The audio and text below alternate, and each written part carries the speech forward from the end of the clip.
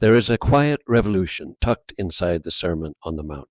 It does not arrive with trumpets or the thunder of marching armies. It comes instead like a gentle whisper spoken on a hillside in Galilee. Blessed are the meek, for they shall inherit the land. In a world that worships power and prizes aggression, these words land like a stone dropped into still water. They ripple outward, disturbing everything we thought we knew about strength, success, and what it means to prevail. For the wisdom of the age tells us that the bold inherit the earth, the ruthless, the cunning, those willing to claw their way to the top at any cost. Yet here stands the Son of God, overturning the table of worldly values with a single breathtaking declaration. It is not the mighty who shall triumph, but the meek. Let us be clear at the outset. Meekness is not weakness. The two words may rhyme, but they inhabit entirely different worlds. Weakness is inability to act. Meekness is the choice not to, even when you possess the full capacity to do so. It is strength held in reserve, power governed by principle, fire contained but never extinguished.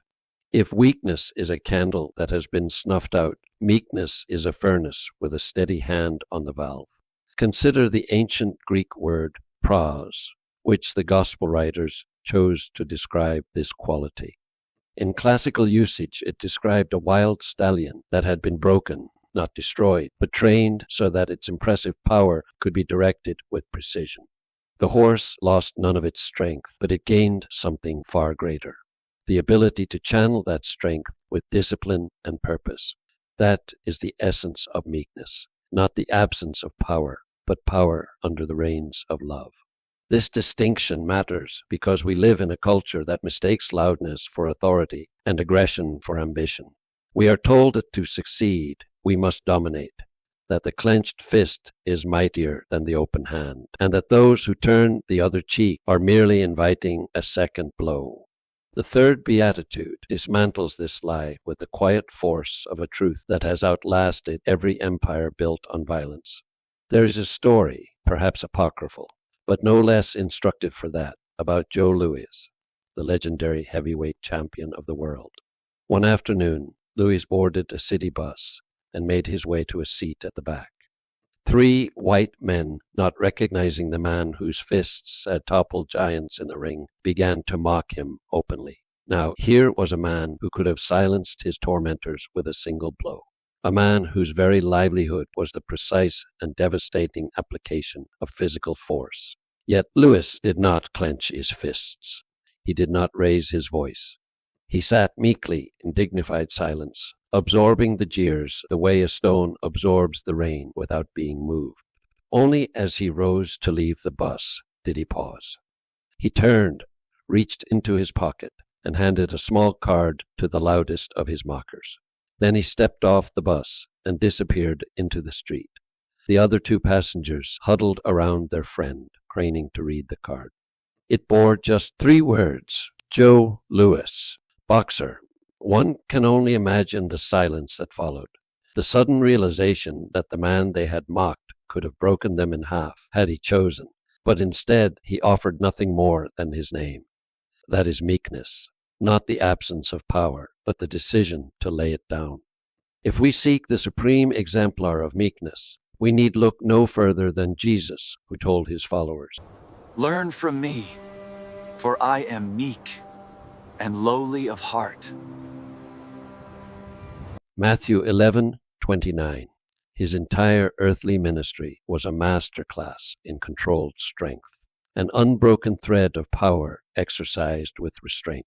When the crowds of his own hometown seized him and dragged him to the brow of a hill, intending to cast him down, he did not summon legions of angels to his defense. He simply slipped away from them, unharmed, demonstrating that his meekness was not helplessness, but self-possession. When his enemies took up stones to hurl at him, he did not hurl them back. When one of his own disciples betrayed him with a kiss, he responded not with fury, but with tenderness. And when the soldiers slapped his face, when they pressed a crown of thorns onto his brow, when they nailed him to the rough wood of the cross, He spoke the most astonishing words ever uttered by human lips. Father, forgive them, for they know not what they do. Luke 23:34. Here was omnipotence in chains, not because it lacked the power to break free, but because love held it fast. This is the meekness to which we are called, not a grim, teeth-gritting endurance, but a radical trust that kindness is stronger than violence, that meekness outlasts malice, and that the God who sees in secret will vindicate in the open. The cynic hears the third beatitude, "The meek shall inherit the land," and scoffs. Surely it is the powerful who inherit, the conquerors, the empire builders, the men who seize what they want by force. In a selfish sense, the cynic is right. The powerful do inherit land. But what kind of land do they inherit? A land scorched by ambition and watered with the tears of the oppressed.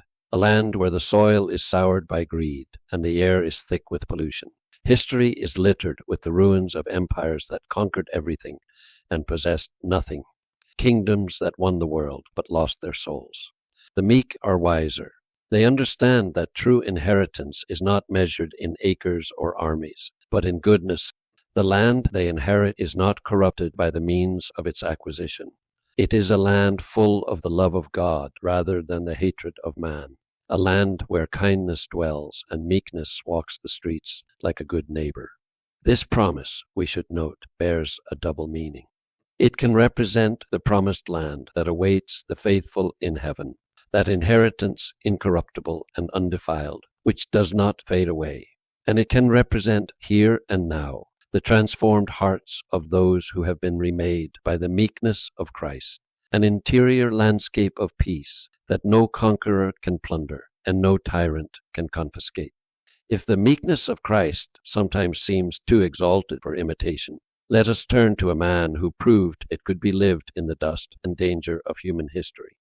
In the year 1219, in the midst of the Fifth Crusade, when Christian and Muslim armies faced each other across blood-soaked fields, a small barefoot friar named Francis of Assisi did something that bewildered both sides. He walked straight into the enemy camp. He carried no weapon. He wore no armor. He bore nothing but a smile and the reckless courage of a man who had taken the meekness of Christ as his rule of life. He asked, with astonishing simplicity, to speak to Sultan Malik al-Kamil himself. Francis did not come with threats or demands. He did not come to debate or to conquer. He came robed in the meekness of his master, and that meekness proved more powerful than any sword in the Crusader arsenal. The Sultan, moved by the little friar's courage and gentleness under fire, granted Francis and his brothers an extraordinary privilege: freedom of movement and protection to preach at the sacred sites of the Holy Land.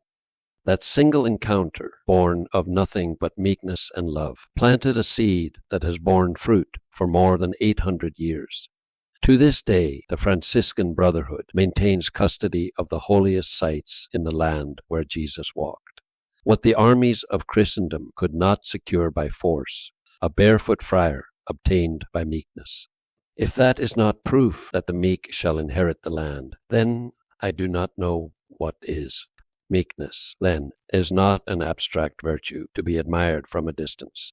It is a daily discipline, a way of moving through the world that requires more courage than any act of aggression. How, then, shall we practice it? Here are 4 ways I offer to live by this beatitude. 1. Serve rather than dominate. Jesus knelt and washed the dusty feet of his disciples. If the Lord of the universe could stoop to the posture of a servant, how much more ought we to seek opportunities to serve rather than to lord it over those around us? True greatness, Christ teaches, is found not by exalting yourself, but at the basin and the towel. 2. Respond with patience, not rudeness. Meekness asks us to pause before we react, to choose understanding over anger, and to meet provocation with grace. This does not mean we never speak truth. It means we speak it seasoned with love, remembering that the person who offends us is also someone for whom Christ died. 3. Choose kindness over argument. St. Francis de Sales, that great apostle of gentleness, wisely observed that you can achieve more with a spoonful of honey than a barrel of vinegar. Kindness disarms in a way that argument never can. It slips past the defenses of the heart and speaks to something deeper than pride. It speaks to the image of God in the other person. 4. Release what you cannot control. Resist the urge to diminish others because you disagree with them. Strive to live peaceably with those whose opinions are different to yours. Do not take yourself too seriously, and above all, entrust to God what lies beyond your power to change. The meek are not passive, they are profoundly free, because they have placed their trust in a power far greater than their own. The third Beatitude presents us with a magnificent paradox. The world says, "Blessed are the aggressive, for they shall seize the land." Jesus says, "Blessed are the meek, for they shall inherit it." And the difference between seizing and inheriting is everything. To seize is to take by force what does not belong to you. To inherit is to receive lovingly what has been prepared for you from the foundation of the world. The meek do not grab, they receive. They do not conquer, they give, and what they give from what they have received is beyond the imagination of any empire builder. A land renewed by goodness, a heart transformed by grace, and an eternal inheritance that moth cannot corrupt or thieves steal. God bless you, and may the meekness of Christ dwell within you.